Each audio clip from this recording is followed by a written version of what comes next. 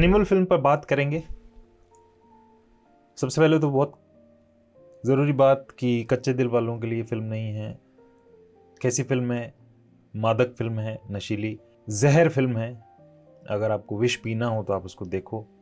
रौद्र और विभत्स रस की फिल्म है और आप इसको सिनेमा के लिहाज से ऑलमोस्ट एन इंस्टेंट क्लासिक कह सकते हो। कुछ इनकन्सिस्टेंसी है मूल कैरेक्टर के बर्ताव में, लेकिन उसका पर्सनैलिटी का एक एस्पेक्ट भी हो सकता है। इसके अलावा बहुत इनकन्सिस्टेंसी नज़र नहीं आती है। एनिमल अपने डायरेक्टर का एक बहुत ही बोल्ड सिग्नेचर है। अपने समय की फिल्मों से सोचने में आगे है, आउट ऑफ द बॉक्स सोचने वाली फिल्म है।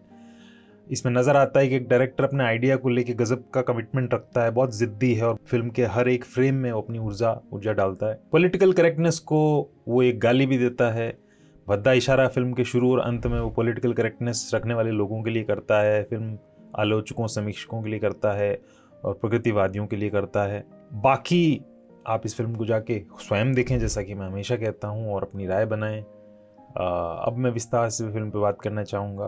कुछ स्पॉयलर्स हो सकते हैं, बाकी आप रुकें या जाएं, आपकी मर्जी है। इस फिल्म के कई रंग रूप हैं। इसकी कहानी की बात करें तो आपको ट्रेलर से पता चल गया होगा कि एक लड़के की कहानी है जो अपने पिता से बहुत प्यार करता है और फिर वो बहुत वायलेंट हो जाता है और फिर क्या होता है आपको देखने को मिलता है। समाज के बड़े बच्चों के साथ कैसी साइलेंट हिंसा करते हैं और फिर कैसे हैरानी जताते हैं कि भाई ये क्रिमिनल कहाँ से आते हैं। ये एक चीज़ हमेशा हम देखते हैं। हमने एक महान और बड़ी वायलेंट कोरियन फिल्म थी साइलेंस्ड, उसमें इसको देखा है कि बच्चों से कैसी हिंसा हम करते हैं। एनिमल में भी हम देखते हैं। इसमें बलबीर सिंह का कैरेक्टर जिसको अनिल कपूर ने प्ले किया, वो बड़ा हैरान है और एक जगह क्रोधित होकर अपनी पत्नी से कहता है कि हमने क्रिमिनल पैदा किया, क्रिमिनल। लेकिन वो ऐसे ही पैदा तो नहीं हुआ है। एक रात को जब बलबीर घर आता है, देखता है उसका बेटा सो गया। उसका इंतजार करते करते उसके हाथ में एक लेटर होता है। उस लेटर में लिखा होता है कि पापा अगले जन्म में आप मेरे बेटे बनना और मैं आपका पापा बनूंगा। फिर मैं आपको बताऊंगा कि प्यार कैसे जताते हैं और फिर उसके अगले जन्म में आप फिर मेरे पापा बनना और फिर मुझे आप प्यार करना। बहुत ऑनेस्ट, इनोसेंट, मासूम सी एक बात है जो एक एस्पेक्ट बताती परवरिश का। इसमें हम ये भी देखते हैं कि एक समाज में बच्चे को कैसे डिसेंसिटाइज किया जाता है, कैसे वो पिता का इंतज़ार करते करते उसके प्यार को तरसते तरसते फिर भी उसे कभी पाते नहीं हुए, एक अगली रईसी के अंदर पलते बढ़ते हुए, एंटाइटलमेंट का एहसास कराते हुए, हिंसा के बीच जीते हुए, उसका पिता उसे पीटता है, उसकी टीचर उसे डंडे मारती है, बड़ी मामूली सी बात पे डंडे मारती है। फिल्म में एक बड़ा रोंगटे खड़े करने वाला सीन है जहाँ पे टीनेजर बेटे को बलबीर थप्पड़े पे थप्पड़े मारता है। हाल ही में एक सीरीज आई थी बम्बई मेरी जान, उसके अंदर भी एक सीन देखने को मिलता है जहाँ पे एक पुलिस वाले का बेटा क्रिमिनल बन जाता है। उसमें एक सीन वो उसको पीटता है लेकिन वो पत्थर की तरह सारी मार खा लेता है। वहाँ आपको पता चल जाता है कि वो बड़ा हो चुका है और जानवर बन चुका है। जब बड़ा हो जाता है हमारा कैरेक्टर तो कहता है कि पापा आप ग्रेटेस्ट पापा नहीं हो, लेकिन मैं greatest son of the world हूँ और मैं करके दिखाऊंगा। ये उसका लक्ष्य होता है। उसके बाद ये मुड़ती है और अपने असली ध्येय की तरफ जाती है। वो है पर्दे पे मानव नाम के एक पशु की रचना करना, और वो भी पूरी बर्बरता के साथ, ताकि दर्शक को रमाया जा सके, रिझाया जा सके, उसको नशे में भिगोया जा सके। शुरू में बंदर की एक कहानी आती है, प्रेम कुलता बंदर की कहानी सुना रहा होता है मेन कैरेक्टर रणवीर कपूर का, और उसका लब्बो लुआब एक ये भी हो सकता है कि एनिमल फिल्म के जंगली पात्र इतने जंगली हैं कि उनको समझाना व्यर्थ है। जैसे कि रणविजय का जो कैरेक्टर है रणबीर कपूर का, उसकी पत्नी उसको समझा समझा के थक जाती है, उससे तर्क करती है लेकिन वो कुतर्क करता है। वह एक मैन ऑफ इंटेग्रिटी होने का दावा करता है। शुरू में कहता है कि मेरी ज़िंदगी में कभी कोई दूसरी औरत नहीं आएगी। हमें लगता है कि इस बात पे वो स्टैंड करेगा, कुछ इंटेग्रिटी वाला आदमी है, लेकिन फिर एक मोड़ आता है जहाँ पे वो एक दूसरी स्त्री के साथ संबंध बनाता है। फिर जब उसके दिन ख़त्म हो जाते हैं तो पत्नी के पास जाकर उसको बताता है कि मैंने ऐसा किया है। तो वो बहुत चिखती चिल्लाती नाराज़ होती है। वो कहती है कि भाई अब अगर मैं दूसरे पुरुष के साथ सोऊं तो, बल्कि मैं सोऊंगी। तो इस पर वो दोगलापन दिखाते हुए कहता है कि किसी दूसरे मर्द को मैं तुम्हारे आसपास भी फटकने नहीं दूंगा। वो तलाक मांगती है तो देने से मना कर देता है, कहता है कि नहीं ऐसा पॉसिबल नहीं, कोई लॉजिक देता है। यानी वो मैन ऑफ इंटेग्रिटी तो नहीं है, और स्त्रियां उसके प्यार के कांटे में फंसती है, फंस के रह जाती है, और कभी आज़ाद वो उनको करता नहीं है। उनको अपनी जेल में, वो सोने की जेल में बैठा के रख लेता है। उसकी सनक जो है वो उनकी ज़िंदगी बर्बाद कर देती है। एक सीन होता है जहाँ पे वो युद्ध में जा रहा होता है और जाने से पहले अपनी पत्नी को ये कह के जाता है कि मेरे मरने के बाद तुम शादी मत करना। ये बड़ा फैंटेसाइज रोमांटिसाइज डायलॉग लगा है कुछ लोगों को, लेकिन ये बड़ा तरस खाने वाला डायलॉग है।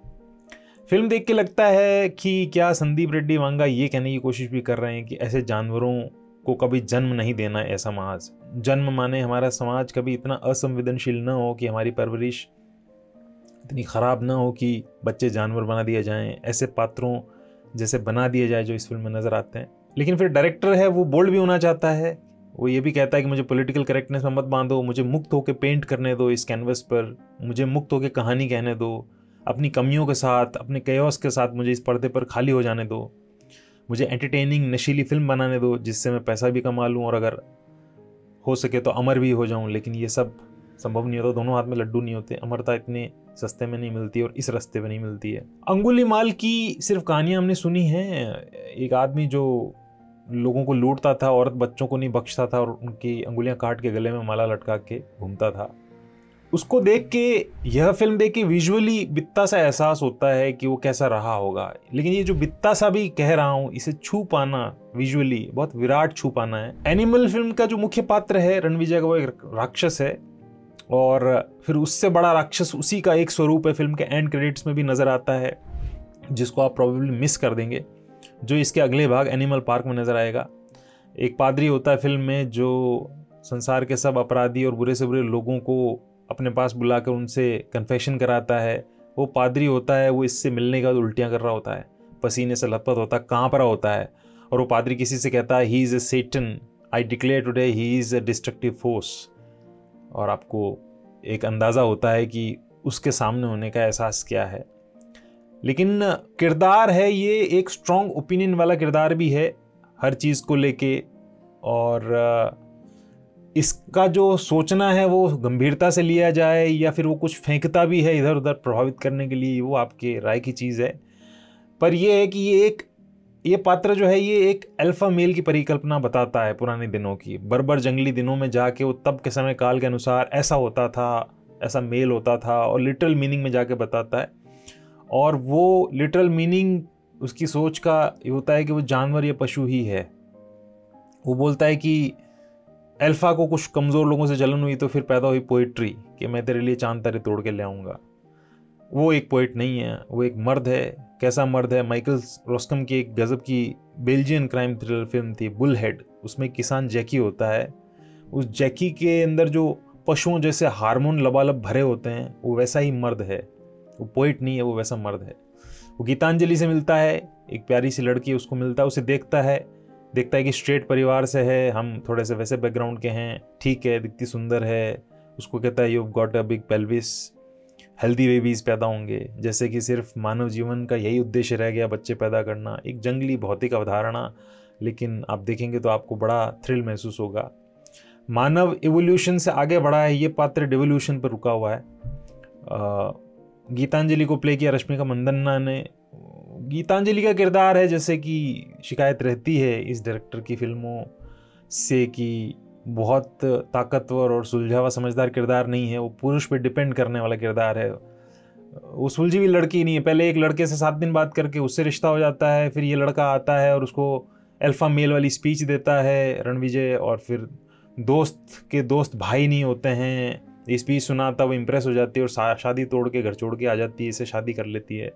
आगे जाके उसको घोर पछतावा होता है, और एक सीन होता है जिसमें उसके ब्लाउज़ का इलास्टिक पीछे से खींच खींच के उसको मारता है और उसकी पीठ पे लील जम जाती है। बाद में वो मलहम लगा रहा होता है, तो पुराने दिनों को याद करते हुए वो कहती है कि जब पता लगा कि स्कूल में तुम्हारी बहन को किसी ने छेड़ा और तुम गन लेके गए, तो ऐसा लगा कि वो फायरिंग कभी बंद ही ना हो, कि कभी कोई मुझे छेड़ेगा तो तुम उसका क्या हाल करोगे, लेकिन अब तो तुम्हें देख के डर लगता है। गीतांजलि को ये नहीं पता था कि जो चरम सुख देगा वो चरम यंत्रणा भी देगा। एक जगह पे डायरेक्टर अपने सेंट्रल कैरेक्टर की कैरेक्टरिस्टिक को हिटलर से भी जोड़ता है, शायद जस्टिफाई भी करता है, I don't know. Balbir Singh की कंपनी है स्वास्तिक नाम की, उसका मोटो है शक्ति प्रगति विजय।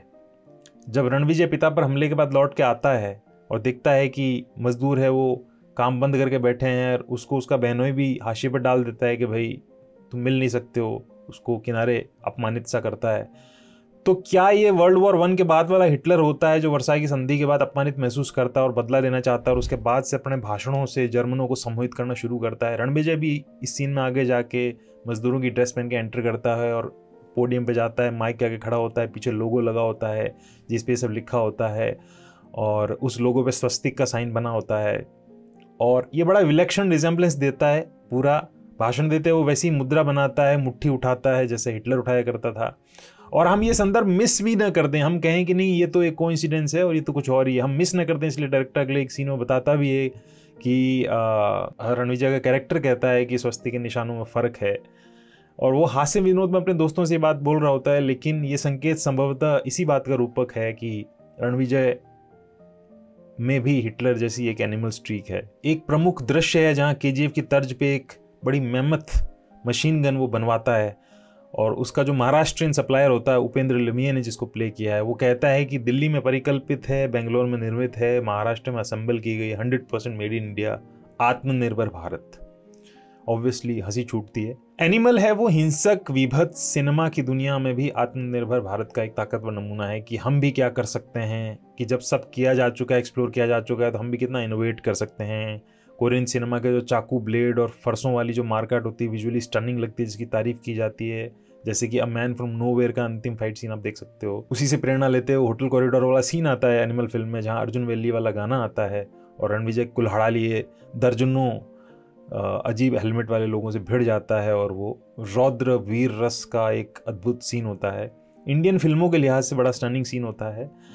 अपनी फिल्मों की हिंसा, टॉक्सिसिटी, कठोरता, इन सब के लिए संदीप वांगा की प्रेरणा परुथीवीरन जैसी साउथ की फिल्में हैं, जो बड़ी कंटीली और कठोर है, पथरीली है, आके सीधा आपके कनपट्टी पे लगती है, खून आने लगता है। कुछ कुछ एनिमल की प्रेरणा या इंस्पिरेशन या ऊर्जा है वो कोरियन फिल्मों से भी आती है, बड़ी वॉयलेंट वो फिल्में होती है। रणबीर का कैरेक्टर है वो बाला की नान कटवल के अघोरी पात्र की तरह होता है। वह न तो समाज में मानता है, न व्यवस्था में मानता है, न कानून में मानता है, न पॉलिटिकल करेक्टनेस में मानता है, न नैतिक अनैतिक में मानता है। हालांकि वो दिखावा करता है कि वो नैतिक है, लेकिन वो नहीं है, और बड़ा अस्थिर दिमाग वाला आदमी है। कभी अति कर देता है हिंसा की, कभी कहता है मैंने पूरे नियंत्रण में किया जो भी मैंने किया। जैसे कि शुरू में अगर आप देखें तो अगर स्कूल में अपने से बड़े लड़कों को डराने के लिए मशीन गन ले जाके चला देता है, तो कहता है कि नहीं, मैंने डराने के लिए ऐसा किया था, मैं उनको मारने नहीं वाला है। अब कहेंगे कि मशीन गन फिर आपने क्यों दिखाई, क्योंकि आप तो एग्जेजरेट करना चाहते थे। तो डायरेक्टर ये बोल सकते हैं कि भाई चूंकि उसका सिक्योरिटी गार्ड उसके साथ गया था, सिक्योरिटी गार्ड के पास यही वेपन था तो वो उठा के ले आया, अगर कोई और वेपन पास में होता तो वो उसको लेके चला जाता। कहने की बात है, कही जा सकती है। बहन को कहता है कि तेरे पति को मार दूंगा, और फिर ऐसा कुछ करता भी है कोई चीज़। शत्रु के राज बताने वाली जो जासूस उसके पास होती है उसको वो बख्श देता है, लेकिन उसके साथ सोते हुए वो कॉन्डम यूज़ नहीं करता है, और उसके साथ वो इसलिए भी नहीं सोता है कि शत्रु के राज उगलवाने जैसा कि वो दावा करता है, बल्कि इसलिए भी करता है क्योंकि उसको सुख भोगना था, और जो पत्नी से उसने वादा किया था पर स्त्री गमन नहीं करूंगा, वो करता है। और पत्नी फिर उसको इसी पॉइंट पे काउंटर भी करती है कि आप ऐसे अतरंग क्यों हुए थे। कुछ लोग ये कह सकते हैं कि ये फिल्म नहीं बननी थी। मन में आ सकता है कि ये फिल्म तो इतनी विभत्स और हिंसक फिल्म है कि ऐसी फिल्म बननी नहीं चाहिए, लेकिन every devil needs to be born, और फिर उसके बाद आप इसकी विवेचना करो। ये इसी कियोस में, सृष्टि में अच्छा बुरा पनपता है। एनिमल एक अल्फा मेल की कहानी है, और ये सिर्फ एक अल्फा मेल की ही दुनिया है, और इस दुनिया में स्त्रियों की कोई जगह नहीं है, ना ही ये फिल्म उनके लिए है, और स्त्रियां इस फिल्म की दर्शक नहीं है और उन्हें होना भी नहीं चाहिए। फिल्म में रणविजय का किरदार जैसे अपने पिता बलबीर से शुरू में कहता है कि अगले जन्म में मैं आपका पापा बनूंगा और सिखाऊंगा कि प्यार कैसे किया जाता है बच्चों से, वैसे ही कामना है कि वांगा भी अगले जन्म में एक स्त्री बने और फिर अपनी ही बनाई फिल्मों को देखें, और शायद फिर उनका कुछ नज़रिया बदले। वहीं इसका एक दूसरा पहलू है कि अगर कोई समझदार व्यक्ति रीड करे फिल्म को, तो फिल्म कह रही है कि पुरुषों ने इस दुनिया को कितना गंदा, कितना हिंसक, कितना क्रूर बना दिया है, और उनकी इस दुनिया के नंगे खूनी नाच को स्त्रियां डर के देख रही है, बिदक के देख रही है, और सिर्फ सर्वाइव ही कर रही है। वो मुस्कुरा रही है अगर वो डराता है तो, वो कह रहा है तो, वो उनके साथ शारीरिक ज़बरदस्ती कर रहा है तो कर रहा है, वो मैरिटल रेप कर रहा है तो कर रहा है, और वो सिर्फ इसलिए कि उनको सर्वाइव करना है तो झेल रही हैं। इसके अलावा उनकी कोई हैसियत और औकात नहीं है। रणविजय माँ से प्यार करता है, माँ उसको डिफेंड करती है, लेकिन उसके अलावा उसकी माँ का कोई वजूद नहीं है कहानी में। रणविजय की दोनों बहनें हैं, उनका कोई वजूद नहीं है। वो कहता है मैं तुम्हारी रक्षा करूंगा, तुम खुद कुछ नहीं कर सकती हो, मैं बोलूँगा उससे शादी करो, मैं बोलूँगा वैसा उठो और बैठो।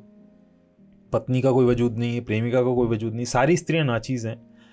लेकिन जो दर्शक जागरूक नहीं हैं, जो ये नहीं देख पाते हैं, उनके लिए ये एक नशा है, एक गंदा नशा है ये फिल्म। वो ऐसी चीज़ों पे हंसेगा, नाचेगा जिस पर किसी भी सभ्य, किसी भी सेंसिटिव आदमी को ना तो हंसना चाहिए ना नाचना चाहिए, लेकिन दर्शक ऐसा करेगा, उसने किया है। लेकिन ये फिल्म सिर्फ विचार के बारे में नहीं है, करेक्ट विचार के बारे में नहीं है। ये फिल्म एक सिनेमाई भाषा भी है, ये एक विजुअल स्टोरी टेलिंग भी है। आप याद करें रोजा जाने मन का हैश्ड वर्जन शुरू में आता है, बड़ा प्रभावोत्पादक लगता है, ठंडी फुहार बन के आता है, वो सिनेमा है। और वो इस फिल्म की सबसे नशीली गिरफ्त लेने वाली चीज़ों में से एक होता है, बड़ा स्टाइलिश होता है और वो मणिरत्नम के सिनेमा को, रोजा को ट्रिब्यूट देता लगता है कि हाँ डायरेक्टर कह रहा है कि मैं सिनेमा बना रहा हूँ, मेरा प्यार भी अंततः सिनेमा ही है और मैं संदीप रेड्डी वांगा सिनेमाई भाषा को और अपनी सिनेमाई महत्वाकांक्षा को पहले रखता हूँ, विचार को बाद में रखता हूँ, बात सिर्फ इतनी सी है। ऐसा हो सकता है। तो आप गैर वैचारिक और विशुद्ध विजुअल सिनेमाई भाषा में अगर देखें तो एक कमाल की फिल्म है, एक क्लासिक है, ऑलमोस्ट क्लासिक है और एक नया रेफरेंस पॉइंट है भारत के सिनेमा में, जहाँ पे एक डायरेक्टर बड़ा बोल्ड तरीके से फिल्म बना रहा है, आउट ऑफ द बॉक्स सोच रहा है और नैतिकताओं के पैमानों और जो खींचे हुए खाके हैं फिल्म क्रिटिक से उससे बाहर जाके कुछ करने की कोशिश कर रहा है। आप अगर देखें तो इसका बैकग्राउंड स्कोर आप ले लीजिए, ऑल टाइम बेस्ट में से है। फिल्म की सबसे बड़ी ताकत में से एक है, आप जितनी तारीफ करें इस चीज़ की उतना कम है बैकग्राउंड स्कोर की। इसकी एडिटिंग सुपर बोल्ड है, घातक है, सिनेमा की ऑल टाइम बेस्ट एडिटिंग में से एक है। स्टोरी जहाँ जहाँ से कटती और जुड़ती है उससे बोल्ड चीज़ सिनेमा में पर्दे पे पिछली बार मैंने कब देखी थी मुझे याद नहीं आता है। मसलन आप याद करें बॉबी देओल का जो एंट्री वाला फ्रेम आता है उसमें ऊपर रणबीर का शॉट चल रहा होता है और नीचे बॉबी का फ्रेम एंटर कर रहा होता है, अमेजिंग तरीके से उसको लाया जाता है। ऐसे कई मौके एडिटिंग के आते हैं, एडिटिंग खुद वांगा ने की है और ये एक ऐसी चीज़ है जिसमें कोई अस्पष्टता नहीं उनकी प्रशंसा करने में कि वे फिलहाल दुनिया के बेस्ट एडिटर्स में से एक इस फिल्म के साथ हो गए हैं। एक्टिंग लाजवाब है जिसकी बात ज़रूर होगी, ऑल टाइम बेस्ट है। मुझे रणबीर कपूर के करियर की पहली फिल्म ये लगी जिसमें उनकी एक्टिंग सबसे पावरफुल ढंग से सामने आई है। उनके जो समाजवादी प्यारे दादा राज कपूर हैं, अपनी ग्रेव में इस समय में उनका ये अवतार देख के एकदम कष्ट पा रहे होंगे, लेकिन ये है कि यही है, एक एक्टर के लिए प्रशंसा है। बॉबी देओल ने करीब जैसी बड़ी प्यारी फिल्में की हैं, बिच्छू से लेके सोल्जर जैसी एंटरटेनिंग सफल फिल्में की हैं, लेकिन कभी उनको सीरियस लिया जाए ऐसा काम उन्होंने नहीं किया है। वे सनी देओल के छोटे भाई ही रहे हैं, लेकिन एनिमल उनका करियर बेस्ट परफॉर्मेंस है और क्या बारीक अदाकारी उन्होंने की है। सिर्फ 2 या 3 मोटे सीन्स में ही वो आते हैं और क्या कमाल की उन्होंने कारीगरी की है। उनका किरदार अबरार है, वो अपने इंट्रो सीन में एक नाचता हुआ पिशाच लगता है। बॉबी अब सनी के छोटे भाई नहीं है, अब सनी बॉबी के बड़े भाई हो गए हैं और इंडियन सिनेमा को एक नया एक्टर मिला है। अंगुलीमाल से बात शुरू हुई थी। अंगुलीमाल की कहानी का जो अंत है वो बुद्ध से होता है। एनिमल सिर्फ एक शुरुआत है और एनिमल पार्क शायद अंत न हो, लेकिन जब भी इस कथा का अंत हो तो बुद्ध पर ही हो। शुक्रिया।